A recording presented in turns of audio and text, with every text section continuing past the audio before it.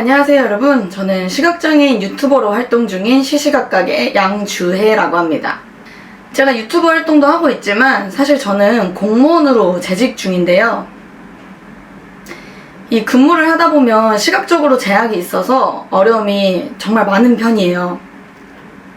근데 이렇게 저 같은 사람을 위해서 인비전이라는 곳에서 개발한 보조기기가 있다고 하더라고요.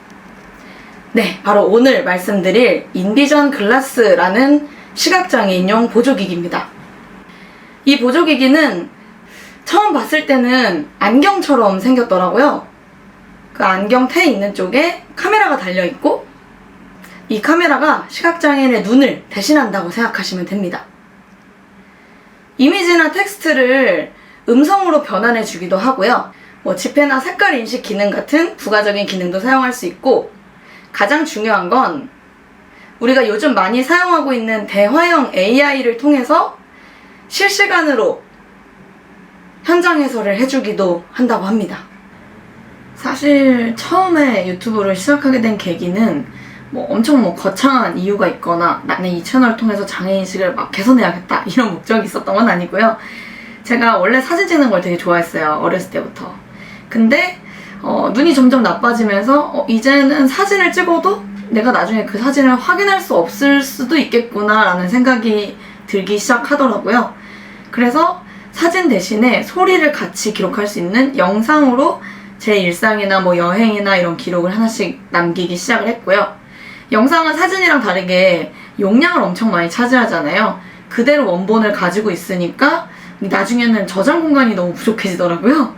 그래서 편집 툴을 하나 받아서 이거를 컷만 자르기 시작을 했는데, 그렇게 자르다 보니까 뭔가 좀 더 예쁘게 만들고 싶다는 욕심도 생기고 재밌게 만들고 싶다는 욕심도 생기더라고요.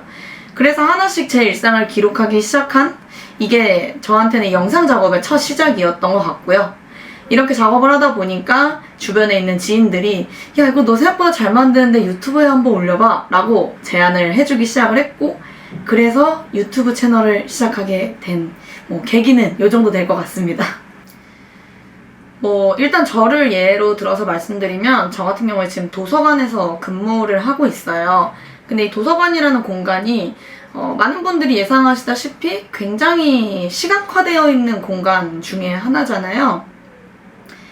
그러다 보니까 이제 저는 반대로 제약이 너무 많은 거예요.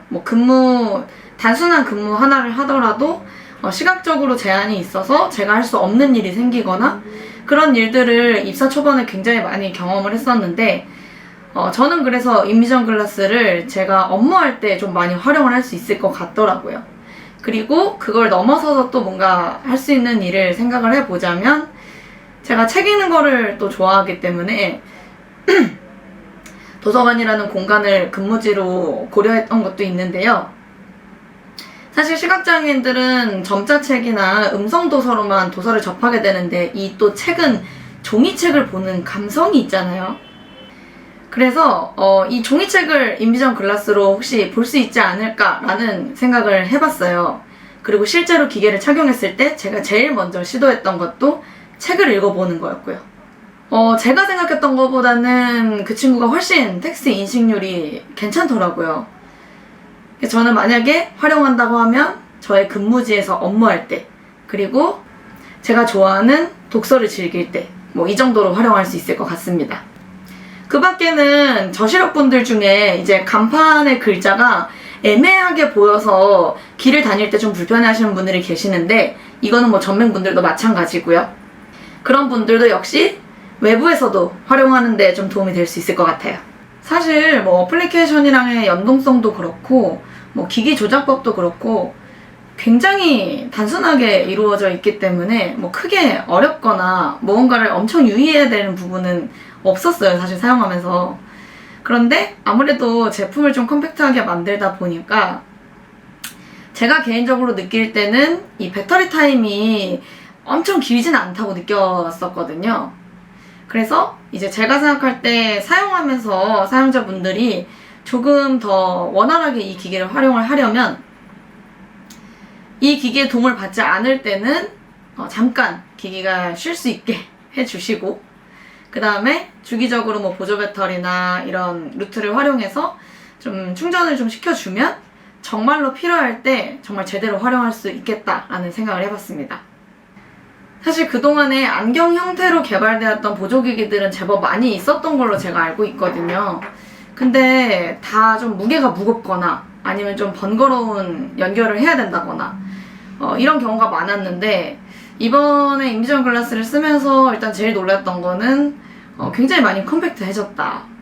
그리고 뭐 기능적인 부분에서도 저는 대화형 AI가 실시간으로 해설을 해주는 게 다른 안경 형태의 보조기기랑은 확실하게 좀 차별점을 둘 수 있는 부분이라고 생각을 했고요.